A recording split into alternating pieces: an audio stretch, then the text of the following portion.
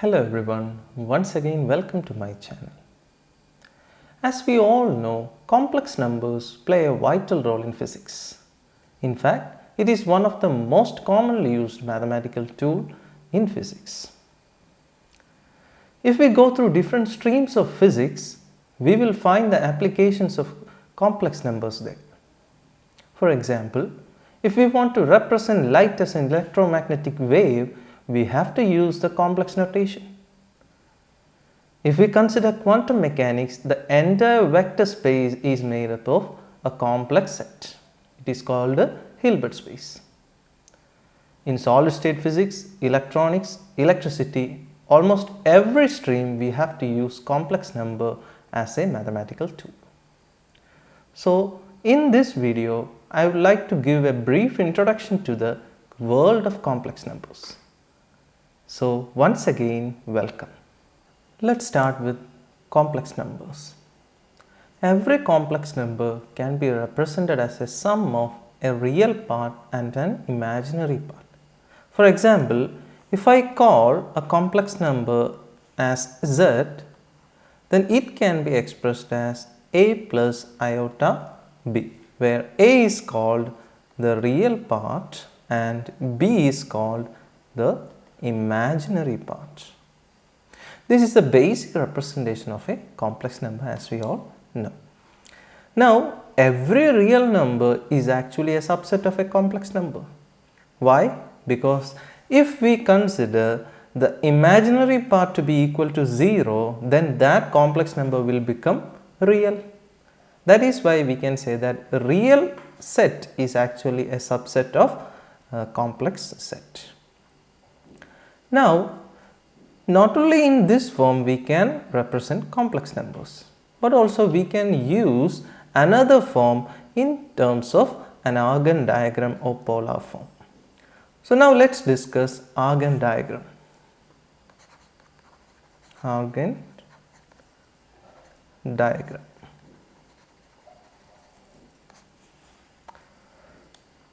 If I want to represent a complex number in a two-dimensional plane, then that diagram will represent Argand diagram. That is, if I have a real axis and an imaginary axis, this x is the real axis and y is the imaginary axis, and I want to represent a complex number named as p is equal to, say, x plus iy, then I can represent that value. If this is x and this is y, then this point will be p, which is given by x plus iota y. Now, I can represent, if I take this as the origin and if I draw a line, a vector from origin to this point, then this OP will represent our complex number. And in fact, the length of this OP is called as, or length of OP is called as the modulus of our complex number p. And also we can consider an angle, that is, if this vector OP is projected into the x-axis or it has been shifted from the x-axis with an angle theta, then theta is called the argument of this complex number. So, we have considered two terms, the modulus and the argument. Modulus is nothing but the length or the magnitude of that complex number in the Argand plane, and theta is the angle at which it has been shifted from the real axis. So, simply this is the representation of a complex number on a two-dimensional plane. Now, with the help of Argand diagram, we can consider another representation of complex numbers. It is called polar form. Now, we have to consider the polar form of a complex number. Okay. In order to consider the polar form of a complex number, we have to give some substitutions. For example, we already got from the Argand diagram, we know that this OP will represent our complete complex number and in order to get the real part we have to take the cosine of this times OP times cosine theta will give the real part, and OP times sine theta will give the imaginary part. We can use that value or that substitution to arrive at the polar form. For that I am taking a more general approach. For example, if I take a complex number z is equal to x plus iy, which is in Cartesian form, and I want to convert it into polar form, what I have to do is that I have to use the transformation that I just mentioned. That is, for us this x will be given by, if that length of the vector will be taken as r, that is in the previous case it was OP, r into cosine theta, and y will be given as r into sine theta. These are the transformation equation we have to use. If I try to square and add these two equations, that is if I give 1 square plus 2 square, then what will be the result? X square plus y square will be equal to r square into cos square theta plus sine square theta, which is given by r square. Or simply we got the magnitude square, the square of the magnitude, that is r square is equal to the square of real part plus the square of imaginary part. From this we can easily arrive at the value of the magnitude of complex number in polar form, that is r is equal to root of x square plus y square. This is the first result we have to consider. The second is that we should find the value of argument, because in polar form the two parameters that has to be considered is the modulus and the argument. We already considered the modulus. This is nothing but the modulus. Then what will be the value of argument? It can also be arrived from the transformation equations, equation 1 and 2. That is, if we divide equation 2 by equation 1, what will be the result? That is r got cancelled and we will get tan theta is equal to y by x, or simply the argument theta is equal to tan inverse y by x. These two results will contribute to the polar form representation of our vector. Okay, now we have to consider the polar form. Every complex number which is represented as z is equal to x plus iy can be represented as in the form of a polar form as z is equal to r into cos theta plus iota sin theta. Why? Because we already know x is equal to r cos theta and y is equal to I r sin theta. Just substituting the value of x and y here, we will get our polar form representation. That is why we have used the transformation x is equal to r cos theta and y is equal to r sin theta. From the exponential results, we can again modify this equation into an exponential form. That is, from the result e raised to I theta is equal to cos theta plus I sin theta, we can represent z is equal to r e raised to I theta. In this case it is r e raised to I theta. So these two representations will give the polar form representation, and this is especially called as the exponential representation, and this is the polar representation. I hope you all got my point. Now it's a time to discuss some properties of complex numbers. Properties in the sense some arithmetic properties. For the sake of this property discussion, I have to consider two complex numbers, that is z1 equal to a plus ib and z2 is equal to c plus iota d. Now considering the basic arithmetic operations such as addition, subtraction, multiplication and division, we are going to discuss one by one. Now for addition or summation, if we want to add z1 and z2, the basic rule is that add real part and imaginary part separately because they will not combine together. They are in different domains. So, in order to add Z1 and Z2, we have to add the real part, that is A plus C plus iota into B plus D. This is a basic rule of addition. Now, for the basic rule of subtraction, the same rule will stand, that is for subtraction, the basic rule is Z1 minus Z2 equal to A minus C plus iota into B minus D. The same rule, minus get replaced by, minus is used instead of plus. Now, for multiplication,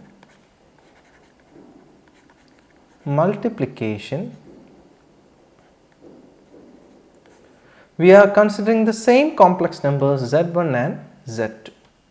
Okay. Z1, Z2 is equal to, we know Z1 is equal to A plus iota B and Z2 equal to C plus iota D. Just distributing these two, we will get AC plus iota into AD plus iota into BC plus iota square into BD. In order to evaluate this, we have to find the value of iota square. So, what is iota? Iota is nothing but root of minus 1. Therefore, iota square is given by root minus 1 the whole square, which is equal to minus 1. Then what will be the value of iota cube? Iota cube is nothing but iota square into iota. Iota square is minus 1. Minus 1 into iota is minus iota. And also iota raised to 4 is equal to iota square the whole square, which is equal to minus 1 the whole square is equal to 1. These 4 powers of iota should be remembered. It is very, very important. Now, again going back to the multiplication, we got Z1 into Z2 equal to AC. If we take the real part and complex part apart, we will get the real part is given by AC and this iota square is equal to minus 1, that will be also a real number. So, AC minus BD plus iota into AD plus BC.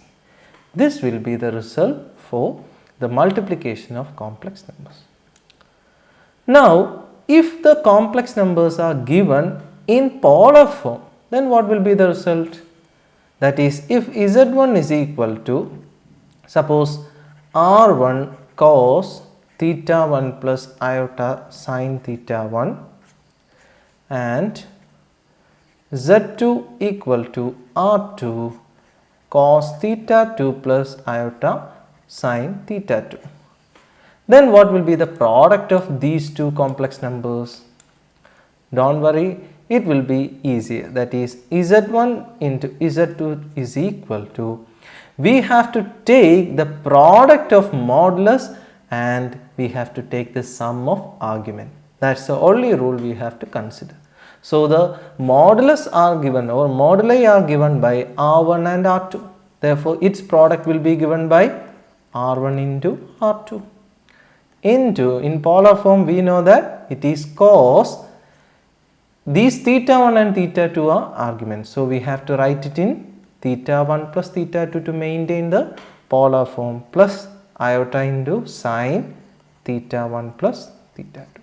So, the basic rule for complex multiplication in polar form is that modulus of Z1 into Z2 equal to mod Z1 into mod Z2 and argument of Z1 Z2 equal to argument of Z1 plus argument of Z2. This should be taken as notes. I hope you all got my point. This is the multiplication of complex numbers. Now moving on to the division.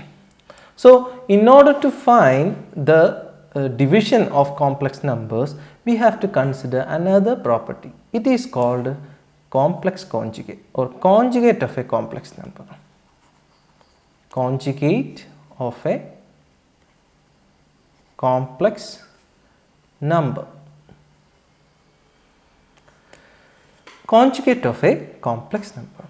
If we have a complex number z is equal to x plus iota y, then its complex conjugate is represented as z bar. This is nothing but the sign reversal of imaginary part, that is the z bar is given by x minus iota y. If we have another, suppose z1 is equal to a plus iota b, then what will be its complex conjugate? A minus iota b. So in similar way, we can find the complex conjugate of any complex number by reversing the sign of its imaginary part. Suppose the given complex number is z is equal to 2 minus 3i, then what will be z bar? Z bar is equal to 2 plus 3i. In such a way, we can find the complex conjugate of any number, complex number. Now we can move on to the division. That is, the fourth arithmetic operation is division of complex numbers. Division of complex numbers. We have to consider the same example. Z1 is equal to a plus iota b and z2 is equal to c plus iota d. In order to find z1 by z2, we know that it is a plus iota b by c plus iota d.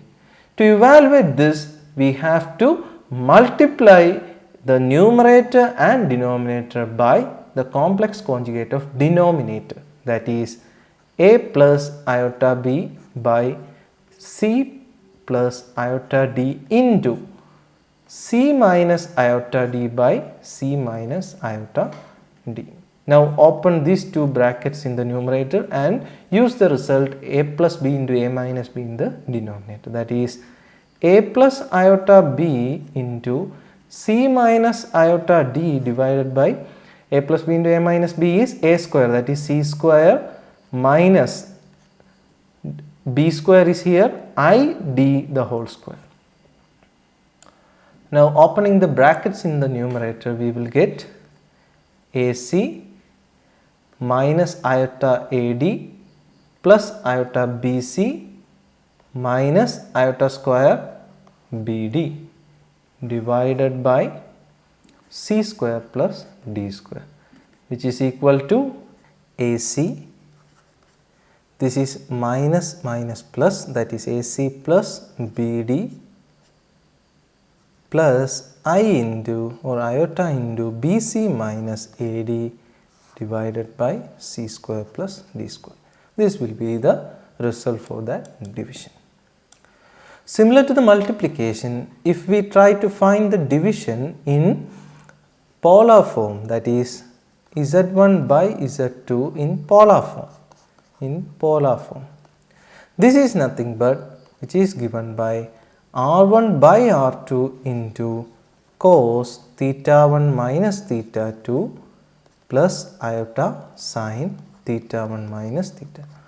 If we compare this with the multiplication result, we know that there the moduli were multiplied together and the arguments were added together. Instead of that, in division, we have to divide the moduli and we have to subtract the arguments. So in notes, you can take it as modulus of z1 by z2 equal to modulus of z1 by modulus of z2 and argument of z1 by z2 equal to argument of z1 minus argument of z2. These are the results for division. I hope you all got my point. Now we can discuss some useful results. That is, if we have a complex number z is equal to x plus iy, we know how to convert it into polar form and exponential form. If the given complex number is in polar form, then how we can convert it into exponential or into our normal Cartesian form? Let's find. So for this, we have to consider the results for sin theta and cos theta. Cos theta and sin theta can be easily evaluated from the exponential results. How we can get it? We know that e raised to I z is equal to, or e raised to I theta is equal to cos theta plus I sin theta. Then what will be the result of e raised to minus I theta? Just reverse the sign of this iota component, that is cos theta minus iota sin theta. Then if we try to add these together, what will be the result? We will get these complex terms, that is imaginary terms got cancelled, and we will get 2 e raised to I theta, e raised to I theta plus e raised to minus I theta will be given by 2 cos theta, or cos theta is equal to e raised to I theta plus e raised to minus I theta divided by 2. Similarly, if we go to the sine term, just subtract these two equations and we will get sin theta is equal to e raised to I theta minus e raised to minus I theta by 2i. These are the results for complex trigonometric relations. Now, if we have the hyperbolic functions instead of this trigonometric functions, if we have sine hyperbolic or cos hyperbolic, then what will be the result? You can just note it down as cos hyperbolic theta is equal to e raised to theta plus e raised to minus theta by 2. There is no complex number, that is I included.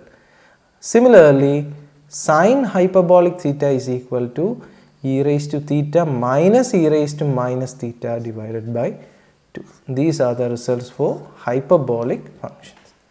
Just note these points together. We will get application results for this. I hope everybody of you got my point. Now we can move on to some problems related to these topics. Let's start with the first problem. Express the given complex number in polar form. Z is equal to 1 minus root 2 plus I. In order to solve this, first we have to write it in our, or compare it to our standard form, that is Z is equal to x plus iota y, where x is the real part and y is the imaginary part. Here x is equal to 1 minus root 2 because it is the real part, and y is equal to I 1. Okay. Now we have to convert this into our polar form.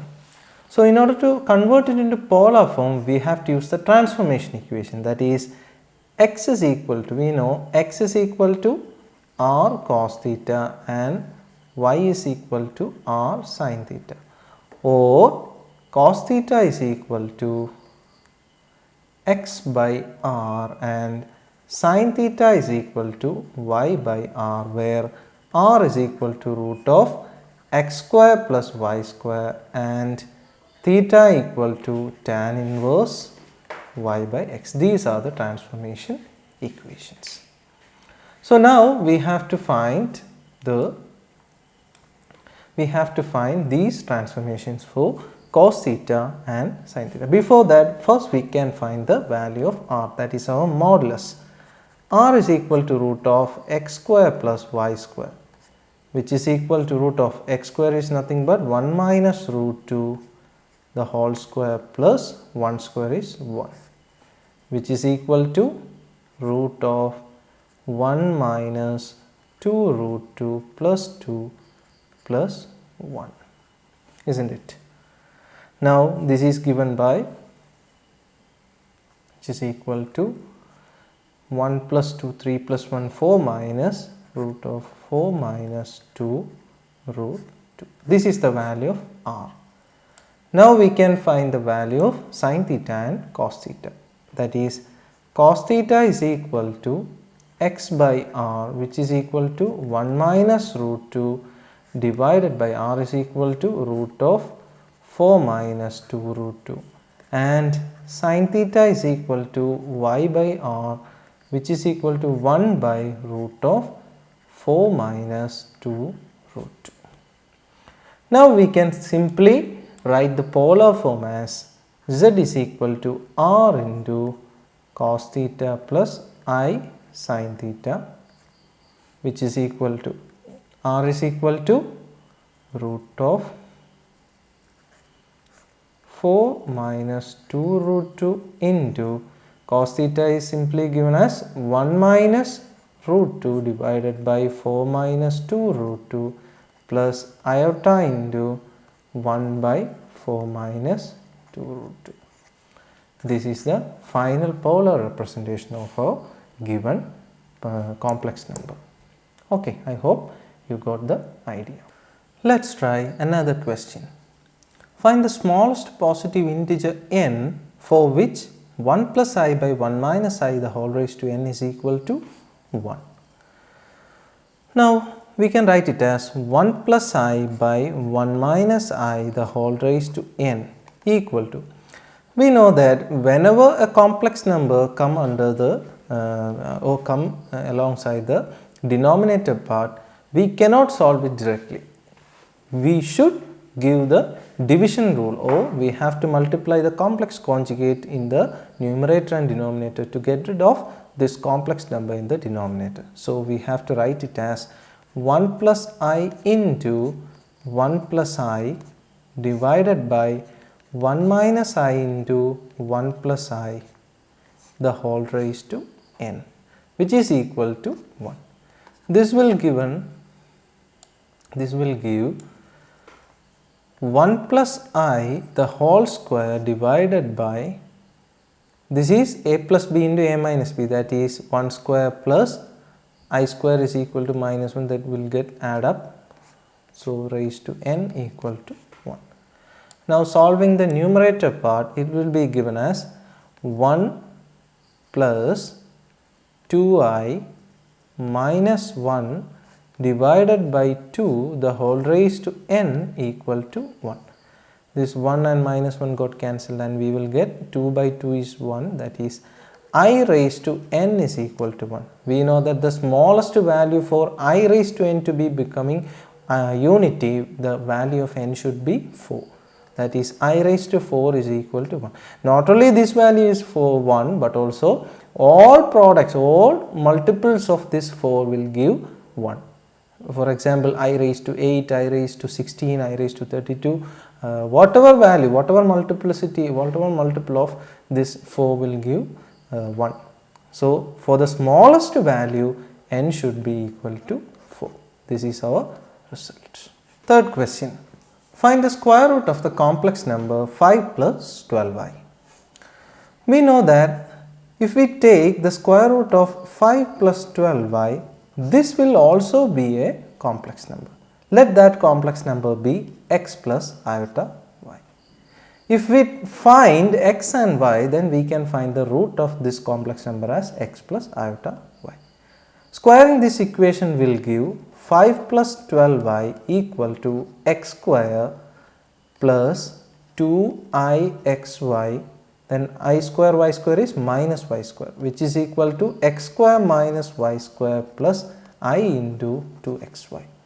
If we equate the real part and the complex part separately with the left hand side, we will get x square minus y square is equal to 5, this is equation A, and 2xy equal to 12, this is equation B. Now x square minus y square, we have x square minus y square. If we try to find x square plus y square the whole square, what will be the result? X square minus y square the whole square plus 4x square y square. If you have some doubts, just use the result. A plus b the whole square is equal to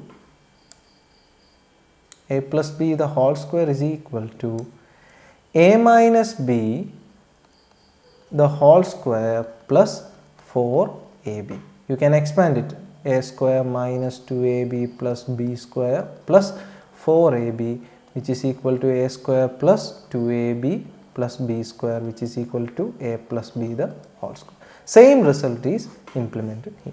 So from this, x square plus y square is equal to root of x square minus y square the whole square plus 4x square y square.